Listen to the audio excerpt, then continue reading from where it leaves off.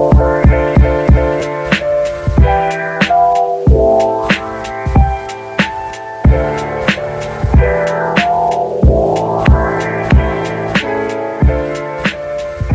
going on, guys? It's your boy Big Hero Chris back at you with your Friday Night Smackdown review. If you're new to the channel, man, go ahead and give me some comments. Go ahead and hit that thumbs up. Ring the notification bell. Go ahead and subscribe, man. So close to my first 100 subscribers. Also, I heard if you subscribe, it'll help Baron Corbin and his hairline. Please subscribe. His hairline is in deep need, is in dire need.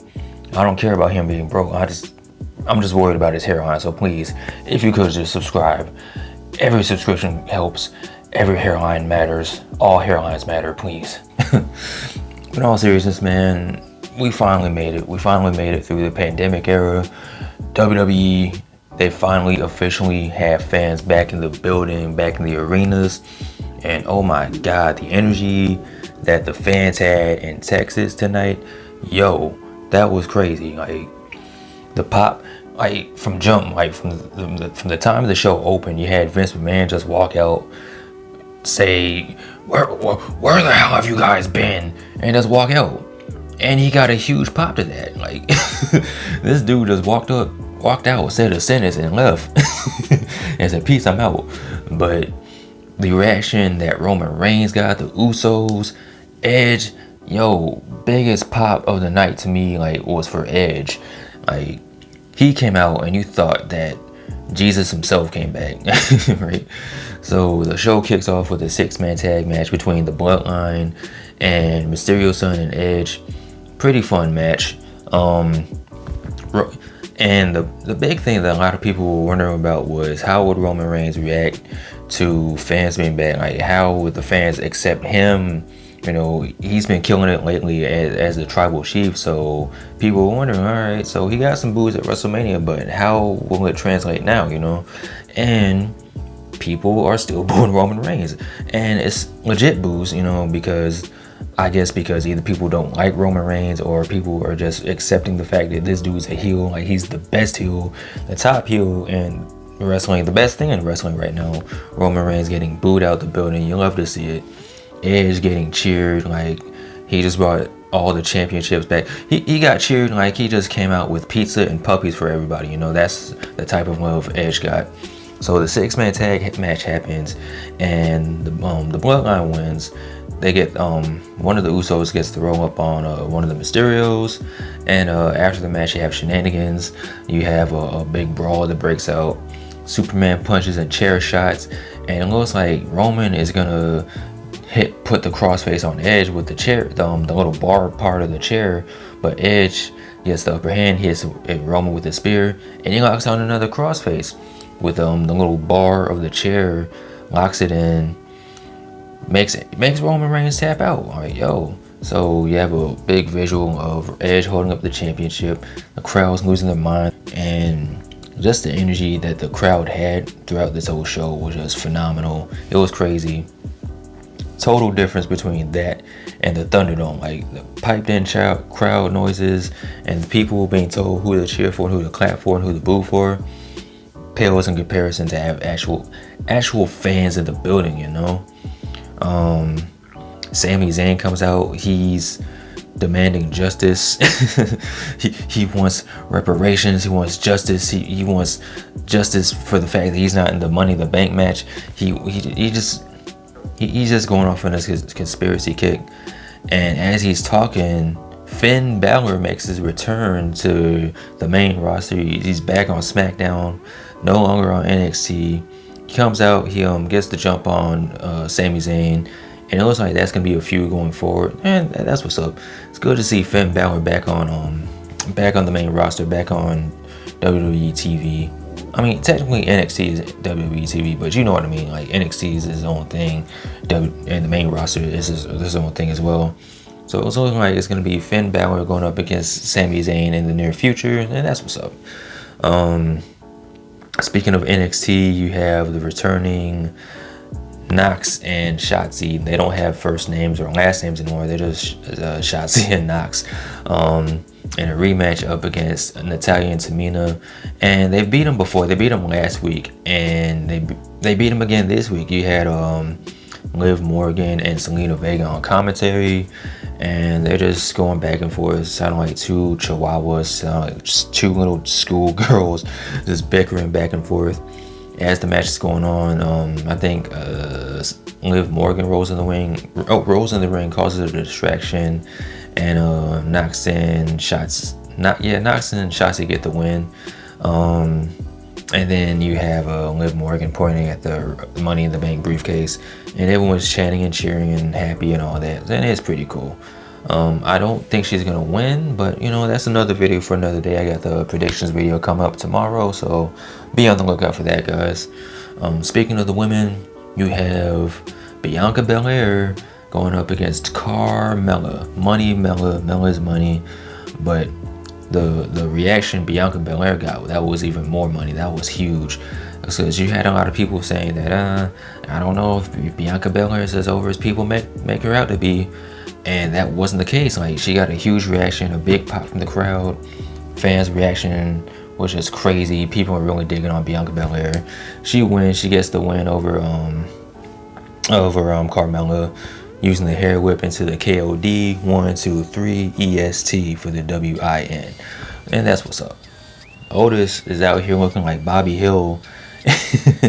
So him and Cesaro have a match, and it goes to a no contest because Chad Gable runs in. He runs interference, and Cesaro hits him with the big Cesaro swing. The crowd's going crazy for Cesaro, and then Otis starts to get beat up.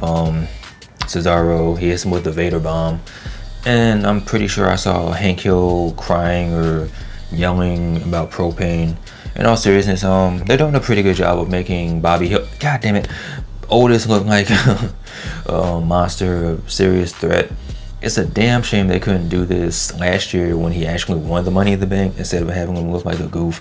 The only thing is that I actually like Fun Otis a little bit better than Serious Monster Otis, only because Otis is kind of like a generic big dude now. Like, he's just a generic, no beard, Bobby Hill looking, generic big man. I mean, he looks like a credible threat. He looks like a monster, but other than that, there's not really much to him.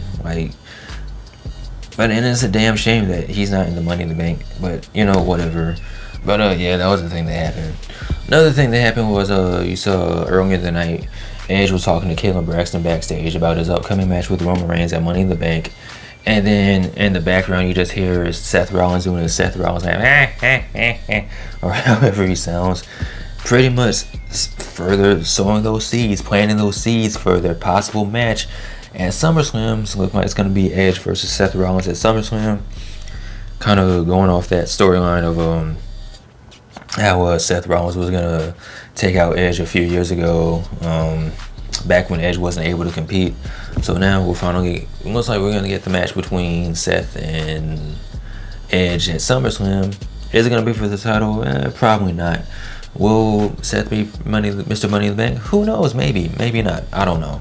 But I do know that the possibility of Edge versus Seth Rollins at SummerSlam, I'm all the way here for it. Alright, so now it's time for the main event.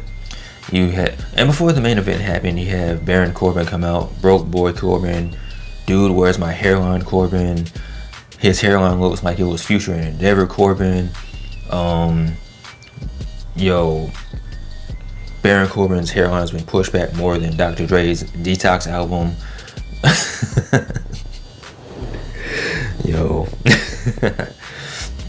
I'm so sorry. I mean, I'm not sorry at all, but Baron Corbin looks rough. But he's doing a good job of playing this broke boy, down on his luck, struggle Corbin, just out here begging for money, just begging for the dude even started a GoFundMe.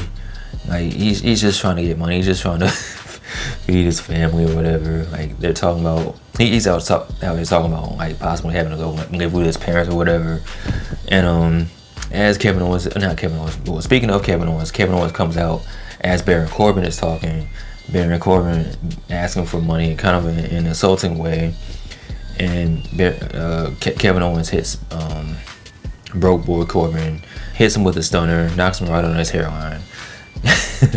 Probably one of the most entertaining parts of SmackDown is just Baron Corbin just going through the struggle, man. And this sets up for our fatal four-way between Kevin Owens, Seth Rollins, Big E, and Nakamura. And the fact that the unsung MVP of this show tonight, to me, was Pat McAfee, because his reactions throughout the show, with his reactions for Finn Balor doing the little finger guns, saying that he's a man with 10 abs. Also, of course, you have the SmackDown tradition of him marking out for Shinsuke Nakamura and Rick Boogs, him just on the table just dancing or whatever. True MVP, you'll love to see it. The Fatal 4-Way was pretty fun. It was a pretty short match, but it was pretty fun. Seth Rollins got the win.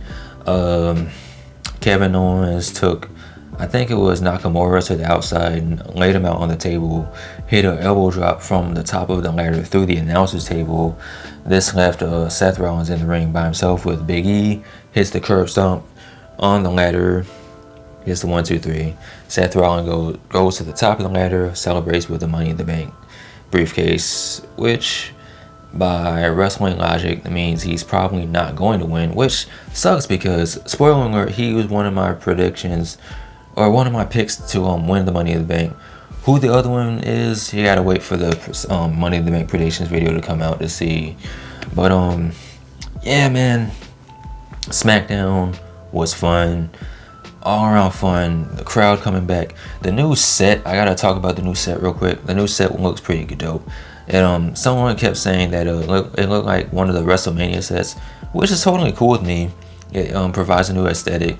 You had the set, the AR graphics or whatever. Everything just looked dope. SmackDown looks pretty. It was a pretty fun show. You got Money in the Bank this Sunday, and it's gonna be interesting to see how fans react to Monday Night Raw. That's what I'm really looking forward to. I already knew that the fans were going to be lit for SmackDown. Money in the Bank should be pretty lit too. But what I'm really looking forward to seeing is how the fans are going to react to Monday Night Raw. Because as we all know, Monday Night Raw, it hasn't really been hitting on too much of nothing lately. So how WWE is going to handle Raw, how the fans are going to react to Monday Night Raw, it's going to be very, very interesting to see. But anyway, those are my thoughts on SmackDown. What did you guys think? Are you excited to see fans back in the building? Were you excited to hear the what chants? Let me know what you guys thought about the show, man. Let me know in the comment section. Like, comment, subscribe. You already know the vibes. I'm out. You guys take care. Be easy. Peace.